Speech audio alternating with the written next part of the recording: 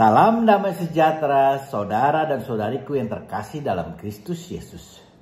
Belum lama ini saya mendengar salah seorang putri kami mengatakan kalau dia sangat bersyukur karena merasa Tuhan sangat baik kepadanya.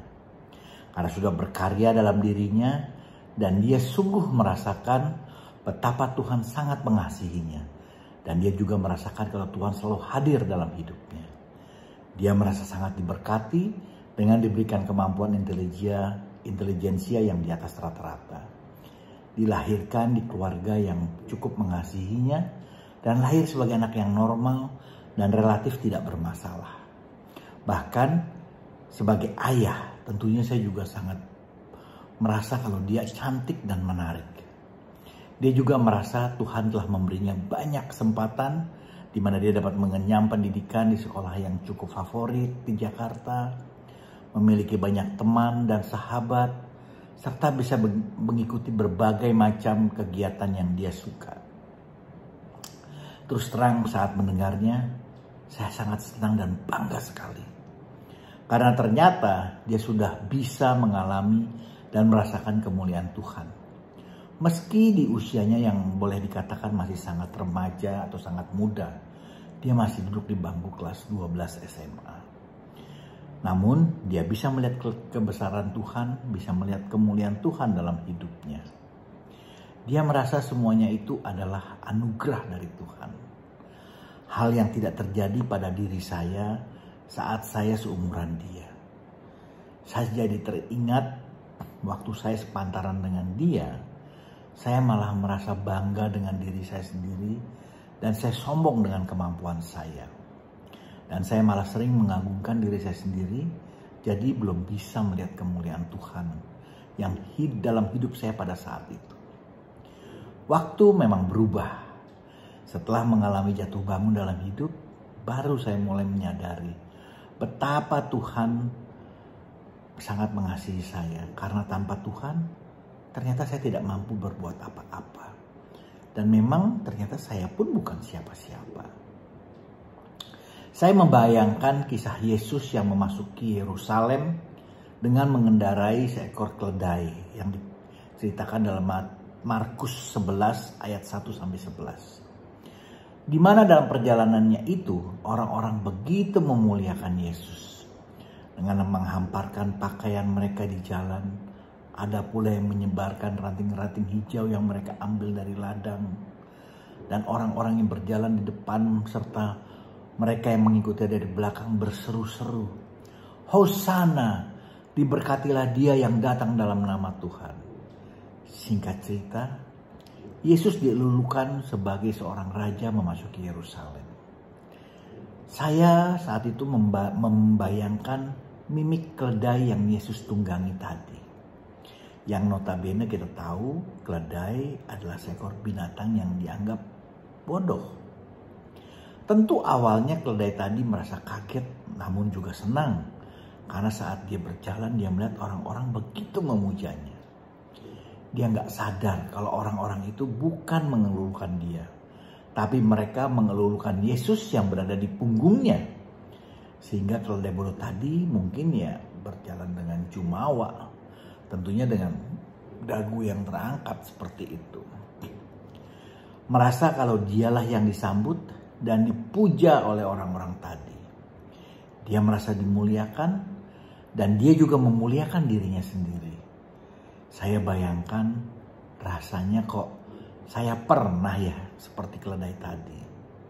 Saat saya bangga dengan kemampuan diri dan saya memuliakan diri sendiri tanpa menyadari kalau itu sebetulnya anugerah dari Tuhan. Itu campur tangan Tuhan yang telah memberkati dan mendampingi hidup saya selama ini. Juga belum lama ini saya menerima cerita dari WhatsApp yang dulu memang pernah viral di WhatsApp, di mana seorang aktor terkenal Arnold Schwarzenegger yang juga adalah mantan gubernur California, Amerika Serikat, menghebohkan media sosial dengan mengunggah foto dirinya yang sedang tidur di jalan di bawah patung perunggu dari dirinya sendiri yang dia berjudul How Times Change. Bagaimana waktu berubah. Arnold menulis itu sebagai sindiran untuk manajemen hotel tempat patung itu berdiri dan juga tentunya untuk bagi dirinya sendiri. Di mana hotel tersebut beserta patung perunggu tadi adalah Arnold sendiri yang meresmikannya pada saat dia sedang menjabat sebagai gubernur California. Saat itu pihak manajemen hotel menyampaikan kepadanya, setiap saat Anda boleh datang ke sini dan akan selalu ada kamar untuk Anda yang tersedia. Namun apa yang terjadi? Saat Arnold sudah tidak menjabat gubernur California lagi dan datang ke hotel tersebut, pihak hotel menolaknya dengan alasan semua kamar penuh. Tentunya Arnold dengan kekayaannya dapat saja dia membelikan hotel yang dia inginkan. Namun ternyata dia ingin memberikan pesan yang berharga buat kita semua, buat Anda dan saya, melalui tindakannya dalam foto tadi yang kira-kira berisi seperti ini. Ketika kita berada dalam posisi yang kuat, semua orang memuji dan menghargai kita. Namun saat kehilangan posisinya, semua orang dapat dengan mudah melupakan janjinya. Untuk itu, janganlah percaya kepada semua atribut duniawi ini. Jabatan, harta benda, kekayaan, kecantikan, kegagahan, kekuasaan, kecerdasan, semuanya itu tidak ada yang abadi. Kecuali kehidupan setelah kematian, itu yang abadi. Sanjungan atas diri kita akan berubah saat kondisi kita pun berubah. Ketika kita sedang berada di atas, kata-kata seperti sampah pun tercium harum seperti bunga. Namun saat kita sedang berada di bawah, kata-kata bijak pun tidak ada yang mau mendengarnya. Karena dianggap ya seperti sampah tadi. Saat kita jatuh, kita dapat dengan mudah mengenali siapa sahabat sejati kita. Dan siapa pengkhianat. Dan siapa yang menikam kita dari belakang. Kita tidak perlu sakit hati dengan mereka yang mengkhianati kita. Justru untuk itulah saat kita sedang berjaya, kita perlu mengenali siapa sahabat sejati kita. Karena biasanya dia akan bersembunyi dan menjaga jarak dengan kita.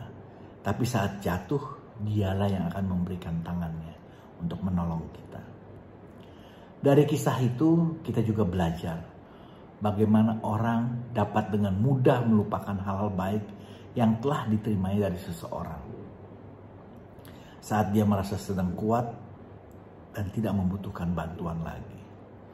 Kita pun kadang bisa melupakan Tuhan yang telah begitu berjasa dan mengasihi kita. Setia mendampingi hidup kita dan telah memberkati kita dengan berbagai macam hal yang membuat kita hidup seperti ini. Patut kita syukuri kalau kita dapat merasakan kasih Tuhan dalam hidup kita dan selalu bersyukur akan semua kebaikannya.